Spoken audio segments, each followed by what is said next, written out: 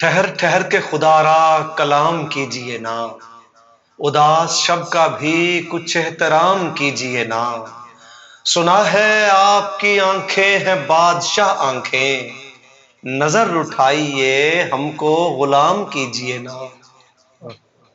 वो शाम जिसमें सितारों के भाग जागते हैं, एक ऐसी शाम हमारे भी नाम कीजिए ना। ये चांद अहले मोहब्बत का पीरो मुर्शिद है, ये आ गया है तो उठकर सलाम कीजिए ना। मकाम इश्क को शहबाज गर समझना है, तो दिल के गारे हिरा में कयाम कीजिए ना। ठहर ठहर के खुदारा कलाम कीजिए ना, उदास शब का भी कुछ एहतराम कीजिए ना। औज़ुबिल्लाहि मिनश्शैतानिर्रजीम, बिस्मिल्लाहिर्रहमानिर्रहीम। STM RY के देखने वाले तमाम मुअज़्ज़िज़ नाज़रीन को, मोहब्बत करने वाले मेरे तमाम दोस्तों को, तमाम अहबाब को शहबाज नैयर की तरफ से अस्सलाम वालेकुम। प्रोग्राम है कैनवस, और कैनवस के इस कैनवस पर आज हम जिन खूबसूरत लोगों की शायरी को और जिन लोगों की तख्लीकात को सजा के लाए हैं, वो हमारे रहीम यार खान के दो निहायत मुनफरिद अंदाज के आर्टिस्ट हैं, शायर हैं। शायर है, और शायर जो होता है वो लफ्जों में जिंदगी बसाता है और जिंदगी को लफ्जों से मजीद खूबसूरत बना दिया करता है। दोस्तों, आप अरब माशरा देख लें, आप रोमन्स को देख लें, आप वेस्टर्न को देख लें, आप हमारे एशियंस को देख लें, शायरी सभी की मन भावन रही है। आप माजी में देखें, आप हाल में देखें, और आप उनकी मुस्तकबिल की डायरेक्शंस भी देखें, तो आपको शायरी उनकी जिंदगी में सांस लेती हुई महसूस होगी। और ऐसी शायरी जिसमें मौसीकियत भरी हो, जिसमें जिंदगी के खूबसूरत एहसासात और जज्बात का दिलरुबा रंग हो, यकीन कीजिए ऐसी शायरी से सभी मोहब्बत करते हैं जैसे आप मोहब्बत करते हैं। तो आइए बताता चलूं कि आज हमारे ऐसे दो खूबसूरत शायर कौन हैं। जी हाँ जनाब, हस्बे मामूल एक ऐसे शायर जिन्होंने अपनी उम्र का एक अच्छा खासा हिस्सा इस शायरी को दिया, और एक ऐसे शायर जो अभी नए इस मैदान में उतरे हैं और आते ही अपना हवाला बना लिया है। जी जनाब, तो पहले हमारे जो शायर हमारे पास आज मौजूद है, हमारे साथ आज मौजूद है, वो हैं जनाब आमिर भाया साहब, जो कि दानिश स्कूल में उर्दू के लेक्चरार हैं, और उसके साथ साथ जनाब आप शायर हैं बहुत खूबसूरत, और आप उसके साथ साथ सिंगर भी हैं।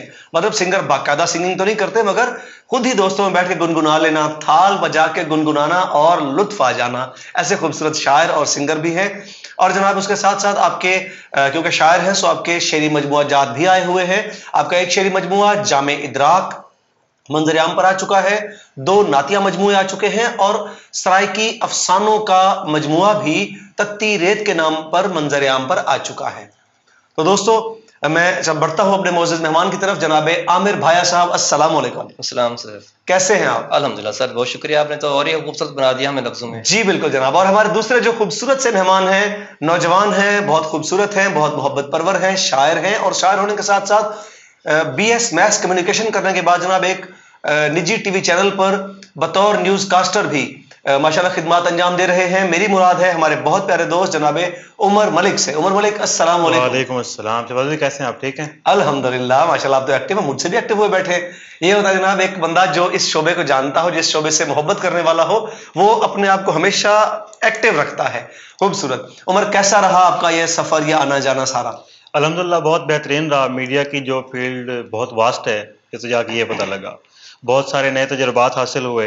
माशाल्लाह। लोगों को बैठ के लगता है कि मीडिया की फील्ड आसान है या बहुत महदूद सी है, लेकिन जब तक आप फील्ड में नहीं उतरेंगे आपको नहीं पता लगता कि उसके कितने यानी कि डिपार्टमेंट्स हैं और क्या हो सकते हैं। आपसे इस पर मैं डिटेल से बात करूंगा। मैं चाहूंगा कि शायरों का पहला और बेहतरीन तारुफ उनका कलाम हुआ करता है, तो क्यों ना पहले हम जनाबे वाला आमिर भाया साहब से और फिर आपसे गजल के 4-4 शेर सुने, ताकि अंदाजा हो जाए हमारे देखने वालों को कि किस कैलिबर के शायर हैं आज हमारे पास। तुझे पाने के जज्बे गर न होते, तुझे पाने के जज्बे गर न होते, तुझे पाने के जज्बे गर न होते, मुझे जाना लगे यूं पर न होते।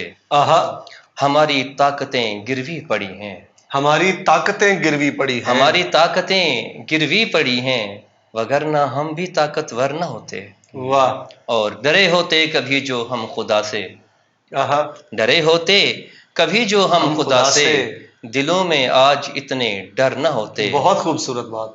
सकूं गर हर किसी के दर पे होता, सुकून गर हर किसी के दर पे होता, सकूं गर हर किसी के दर पे होता, हमारे सर खुदा के दर न होते। वाह। तेरे आने से आ जाती बहारें, सदा हालात रोही थर न होते। हमें जीना था तेरी राह तकते, गाए आमिर कभी के मर न होते। वाह, खूबसूरत। और जी जनाब मलिक उमर साहब, आप अपना तारुफ, खूबसूरत तारुफ पेश करेंगे अपनी खूबसूरत मैं गजल के साथ। आपके माथे से सारे बल निकाले जाएंगे। वाह, क्या बात है। आपके माथे से सारे बल निकाले जाएंगे। वाह, इस तरह से मसलों के हल निकाले जाएंगे। हाँ, क्या बात। और इस जन्मदिन पर मुझे जो तोहफे में भेजी गई, इस जन्मदिन पर मुझे जो तोहफे तोहफे में में भेजी गई। उस घड़ी से चैन के 2 पल निकाले जाएंगे।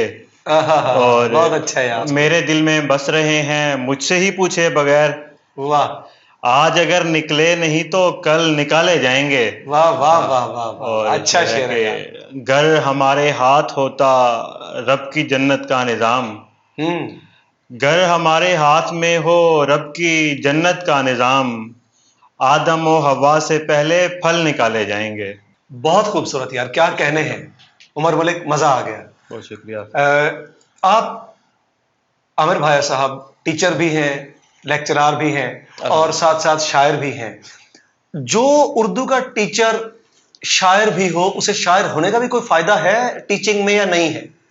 सर मैं समझता हूँ कि बहुत ज़्यादा फ़ायदा है। किस और तरह? देखें कि हाल ही में मैं एक नज़्म पढ़ा रहा था, जिसमें पढ़ते हुए, रीडिंग करते हुए ही एक शायर को मालूम हो जाता है कि इसमें बहर का एक रुकन नहीं है। शायर को मालूम हो जाता है कि बहर का एक रुकन कम है या कम नहीं है। है। जी जी, सही। गलती हो गई उनसे, टाइपिंग करने या प्रिंटिंग तो करने वो वालों मालूम से। हो जाता है कि भी आपने यहाँ खुद फिल करा देना है या बच्चों को बताना है कि मिसरा कम है। और साथ साथ ये कि जब हम रीडिंग कर रहे होते हैं, एक शायर को पता होता है कि मेरी बहर के मुताबिक इसका रिदम क्या है।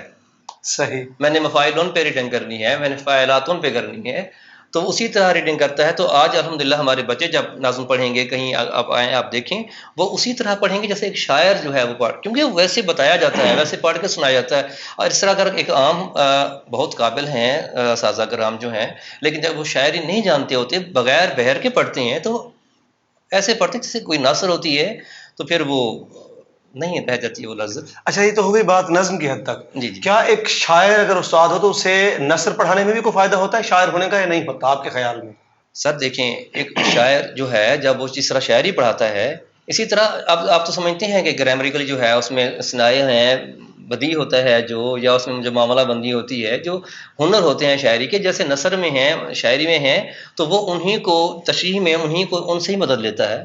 वो सारा हुस्न जो है वो जब हवाला जात देता है उसके, सारा उसी से लेता है। तो वो एक शायर ही जानता होता है कि वो नसर में क्या हुस्न है। बाज़ औक़ात मंज़ूम नसर भी होती है। मेरा अपना ख्याल है, आपका मुत्तफिक होना कोई ज़रूरी नहीं, कि जब शायर नसर भी पढ़ाता है तो वो नसर के उन मानियात तक पहुंचता है जिस तक आम उस्ताद जाता ही नहीं। कि शायर नुक्ता आफरीनी जानता है, शायर बारीक बीनी जानता है, शायर जुमले में लफ्ज में उतरने का हुनर जानता है, और जब वो अपने उस उड़ान के मुताबिक उस जुमले या उस लफ्ज को अयान करता है, खोलता है, तो उसे बोलने का मजा आ जाता है और सुनने वालों को नए मानी खुलते हैं, नए जहान उन पर खुलते हैं, उनको लुत्फ आ जाता है। तो एक शायर होने का मेरा ख्याल है यह फायदा भी होता है कि वो नई चीजें, नई दरियाफ्तें बच्चों से शेयर कर सकता है, स्टूडेंट से शेयर कर सकता है। मलिक उमर, आप माशाल्लाह अभी इस मैदान में आपको चंद बरस हुए हैं जी बिल्कुल। और आप माशाल्लाह इतना अच्छा पुख्ता शेर कह रहे हैं। आप तो शेर कह रहे हैं, आपको बजाते खुद किस तरह की, किस नौयत की शायरी पसंद है? शायर ना हमारे सामने, अब तो सोशल मीडिया का दौर है, तो दिन में हम किसी भी साइट पे चले जाएं, इंस्टा पे चले जाएं, आप सोशल मीडिया की साइट पे, ठीक है, आप फेसबुक पे चले जाएं, आप यूट्यूब पे चले जाएं, आपको कहीं भी चले जाएं, आपको शायरी अब बहुत ज़्यादा, उसको कहते हैं, मिकदार में मिल रही है। ठीक है, आपको नस्र नज़्म मिल रही है, आज़ाद नज़्म मिल रही है, आपको गज़ल मिल रही है, मरसिया मिल रहा है, उसके बाद बहुत सारी जितनी भी असनाफ है, मुख्तलिफ असनाफ मिल रही हैं। लेकिन जो शायरी है ना, जो दिल में उतरती है, वो यही है कि शायरी बेसिकली इंसान को वही अच्छी लगती है जो उसके दिल में उतरे, जिसके साथ वो रिलेट करे। लाजमी नहीं कि उसका दिल टूटा हो तो ही वो शायरी उसके साथ रिलेट करेगी। अगर हमारे मुल्क के जिस तरह हालात चल रहे हैं, अगर उसके हिसाब से कोई अच्छी शायरी है, अगर आपसे रिलेट करे, तो वो शायरी भी आपको अच्छी लगेगी। तो इसमें कोई पाबंदी नहीं होती कि किसी का मिजाज कैसा है, उसका ये मुस्तकिल नहीं चलता। आपके मिजाज के हिसाब से आपकी शायरी की जो पसंद है वो भी दिन ब दिन या हर आए लम्हे भी बल्कि चेंज होती रहती है। आपकी सिचुएशन जो है, उस सिचुएशन के हिसाब से आपको शायरी अच्छी लगती है। उसमें रोमानियत भी आ जाती है। ये तो आपने बात की वो कि मेरे एक सीनियर हैं, मेरे बड़े भाइयों जगह पे हैं, बहुत मोहब्बत करने वाले हैं, हमारे एंकर हैं नुमान सादिक साहब। अच्छा। पिछले दिन उन्होंने एक बड़े स्कॉलर से, मैं नाम नहीं लेता, एक सवाल किया, वो कुछ आधा घंटा गुजर गया, उस स्कॉलर ने उस बात का जवाब नहीं दिया, बाकी सारी बातों के जवाब दे दिए। तो मैं चाह रहा हूँ कि ये तो हमें पसंद है, आपको उमर मलिक को क्या पसंद है? उमर मलिक को वो चीज पसंद है जिसमें जिद्दत नजर आए। जिद्दत क्या है आप उमर के नजदीक? जिद्दत ये है कि जो हमारे यहाँ जो एक शायरी में जो सीनियर शोरा इस्तेमाल करते हैं, उस्ताद शोरा, वो ऐसे लफ्ज हमारे यहाँ जो अब है ना मॉडर्न जो दौर चल रहा है उसमें हमारी लैंग्वेज चेंज हो चुकी है। ठीक है, हमारे यहाँ शायरी में अब वो चीज़ पसंद की जा रही है जो एक आम फहम आदमी को भी समझ आ रही है। ठीक है, यानी कि अगर कोई बंदा जो जिसको उर्दू में इतना इंटरेस्ट नहीं है लेकिन वो शेर सुनना चाहता है, उसको कम से कम शेर समझ आए, उसके दिल में उतरे, तो वो कम्युनिकेशन का एक जरिया है ना शायरी। ये खूबसूरत बात आपने कही। जब मोमिन खान मोमिन शेर कहते थे आज से कई बरस पहले, सदियों पहले, तो मोमिन खान मोमिन का जो शायरी था, जो डिक्शन था, वो भी समझ आता था। बिल्कुल। आजकल की शायरी को हम जदीद किस बिहाफ पे कहते हैं आपकी नजर में? जदीद का जाहिर है मेरा अपना कोई पॉइंट ऑफ व्यू होगा, आमिर का अपना होगा, आपका अपना होगा, आपका पॉइंट ऑफ व्यू क्या है? जदीद दौर के तकाजे भी जदीद हैं, तो हमारे जो मसाइल हैं नौजवान नस्ल के खास तौर पे वो भी जदीद हैं। तो उस हिसाब से मैं कह रहा हूँ कि जिस तरह टाइम टू टाइम चीजें वेरी करती हैं, उस तरह शायरी में भी जो जिद्दत है वो उस तरह वेरी करती है। खूबसूरत। अच्छा, नौजवानों के मसाइल क्या है? सर, नौजवान के मसाइल जो हैं वो तो आप देख लें कि सबसे पहली बात बेरोजगारी है। बिल्कुल। इसके अलावा जो है वो जो तालीम है उनकी, उनमें जो मुश्किलात हैं। आमिर, बेरोजगारी तो जब अंग्रेज यहाँ आए थे ना, और अंग्रेजों ने आकर यहाँ पे फारसी खत्म कर दी थी और मामलात बिगड़ गए थे, तो बेरोजगारी तब भी बेपनाह थी।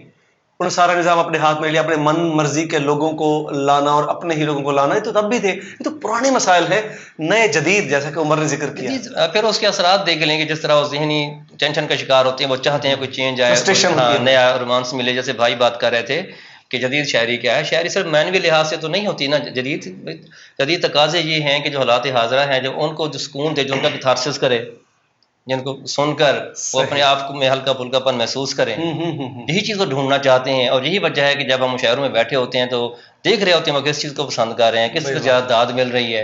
यही चीज़ है। ये बताएं कि कैथारसिस का खूबसूरत जरिया शेर कहने वालों का और शेर सुनने वालों का, गजल में ज्यादा खूबसूरत कैथारसिस होता है या नज्म में? देखिए, सबसे पहले मैं इसके जवाब में एक दुआ करूंगा कि अल्लाह गजल का भाग सलामत रखे। आमीन। अच्छा, आपको ज़ाती तौर पे क्या पसंद है? गजल, नज्म, गीत, क्या पसंद है ज्यादा? नज़में भी लिखी हैं, गीत भी लिखे हैं, लेकिन गजल में ज्यादा रुझान है, तिबी रुझान गजल में ज्यादा है। गजल में है, माशाल्लाह। और गीत कौन से लिखे हैं, उर्दू में या किसी और जुबान में? उर्दू में चंद एक नज़में लिखी हैं, गीत मेरे सराइकी में है। सराइकी में गीत है। हम आपसे जनाब गीत सुनते हैं। मलिक उमर, मैं आपसे पूछना चाहूंगा कि ऐसे इस वक्त के, इस दौरे हाजिर के मौजूद 3 बड़े नाम जो आपको बहुत पसंद हो। अच्छा, कौन से हैं और क्यों हैं, पसंद क्यों है इतने? 3 बड़े नाम सीनियर्स में से या जूनियर्स में से? पहले सीनियर्स में से। हाँ, सीनियर्स। सीनियर में से तो हैं, सबसे पहले जो हैं वो हैं हमारे ज़फ़र इकबाल साहब। ज़फ़र इकबाल साहब, क्या बात। उसकी वजह यह है कि जो ज़फ़र इकबाल साहब का, जो मेरी राय है, जो ज़फ़र इकबाल साहब का जितना मजबूत मतला होता है ना, वो इंसान के दिल में फौरन उतर जाता है। अच्छा, और दूसरा कौन सा पसंदीदा है आपका? दूसरे जो मेरे पसंदीदा हैं वो अब्बास ताबिर साहब। अब्बास ताबिर साहब, उसकी वजह? अच्छा, अब्बास ताबिर साहब के पसंदीदा होने की वजह आज तक मैं खुद नहीं ढूंढ पाया। उनके मिसरे सुनते ही वैसे उनसे मोहब्बत हो जाती है। हम भी उनके मद्दाहों में से, मुरीदों में से हैं। और अब्बास ताबिर साहब की जो चीज़ है ना, जो हमें नजर आती है, वो ये है कि उनकी एक चीज़ अगर आप 10 बार भी सुनेंगे ना, तो उसमें 10 बार वही चाशनी नजर आएगी जो पहली बार आएगी। ये बरकत है अल्लाह की तरफ से। शोरा के यहाँ ना बहुत कम ये चीज़ पाई जाती है जो अब तक हमने। बिल्कुल तो उनका पसंदीदा होने की मेरे यहाँ जो रीजन है वो यही है। और तीसरे बड़े शायर कौन से पसंद है आपको? अजहर फराग साहब। अजहर फराग भी ना बड़ों में है ना जूनियर में है, वो दरमियान में खड़े हैं। लेकिन अगली नस्ल के बड़े शायर वही हैं और वो बहुत बड़े खूबसूरत शायर।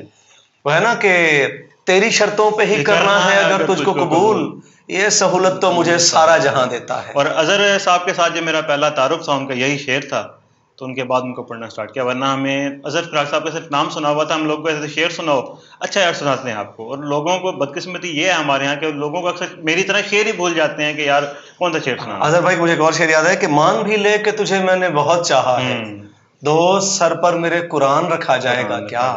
फिर उनका वो क्या अच्छा शेर है, लोग आसान समझ लेते हैं आसानी। हाँ, ये तो जावेद अख्तर साहब ने भी पढ़ा है। यानी कि इतना बड़ा शेर है कि आपकी जो पूरी जिंदगी ये नहीं देखते कितनी है रियाजत किसकी, लोग आसान समझ लेते हैं आसानी को। भाई वाह। और हजूर आप फरमाएं कि आपको कौन से 3 शोरा बहुत पसंद है? सर मेरे उस्ताद मोहतरम जनाब अमानुल्लाह अरशद साहब। अमानुल्लाह अरशद साहब क्या खूबसूरत इंसान और खूबसूरत शायर है। वाह अल्हम्दुलिल्लाह। और मेरे मुर्शिद इकबाल रहमतुल्लाह अलैह। मुर्शिद कौन? अल्लामा इकबाल रहमतुल्लाह अलैह। हज़रत अल्लामा इकबाल रहमतुल्लाह मुर्शिद अलैह। मानता हूँ। जब कोई शख्स कहीं कोई काम सीखता है, कोई हुनर सीखता है, जब उसका उस्ताद उसको मुशक्क़त में डालता है तब वो सीखता है। इकबाल की शायरी में हमें क्योंकि मुशक्क़त करनी पड़ती थी, समझना, लुगत में जाना, शेर को इतना मुश्किल चीज़ों पे जाना, तो इतना हमने उस पर मुशक्क़त की कि अब हमारे लिए शायरी जो है ना वो शेर। हज़रत इकबाल को पढ़ने और समझने के लिए हमें तारीख से बहुत गहरी वाबस्तगी भी चाहिए। हमें अपने तख़य्युल की उड़ान के साथ साथ हमें अपने समझ बूझ के साथ साथ हिस्ट्री का नॉलेज भी चाहिए हर हवाले से। अच्छा, और तीसरे मिर्ज़ा गालिब। हज़रत गालिब। हालांकि हज़रत गालिब पहले नंबर पे होने चाहिए थे, यूं आप उल्टे चले, है ना, इसे बराबर रखा है, वो ज़ौक़ की पहले बात, फिर अगला, फिर अगला। ज़ौक़ की बात है। सही। अच्छा हजूर, कुछ अपना कोई गीत आपके ज़हन में हो, आप गुनगुना भी लेते हैं? खाक तई पुज गए ए हंजुआं दा सफर आवे हा। खाक तई पुज गए ए हंजुआं दा सफर आवे हा। रात ढल गई है, रात ढल गई है, मेरा यार तू घर आवे हा। खाक तई पुज गए। और शेर सिर दिए सींध रुनी मुखड़े दिलाली रो पई। रो पिया हार मेरे कन दिए वाली रो पई। घर न बन पोए, घर न बन पोए, ए आमिर दी कबर आवे हा। खाक तई पुज गए। बहुत अच्छे भाई, बहुत अच्छे, क्या बात है। मलिक उमर, आप कोई कलाम पेश करेंगे हजूर? इससे पहले कि मुझे और सजा दी जाए, इससे पहले कि मुझे और सजा दी जाए, इससे पहले कि मुझे और सजा दी जाए, मेरे मुंसिफ को बस एक घूंट पिला दी जाए। एक चलने को मिले तेल में भीगी वो जमीन, वाह, और फिर जुल्म उसे आग थमा दी जाए।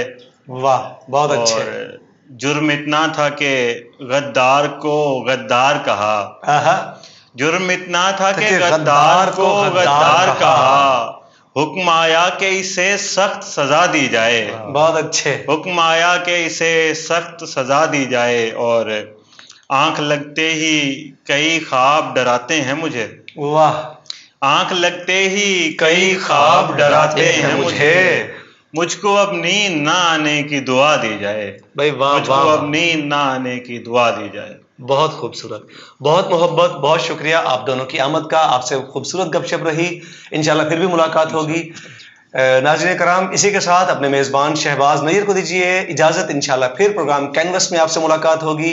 फ़ी अमानिल्लाह, अल्लाह हाफ़िज़।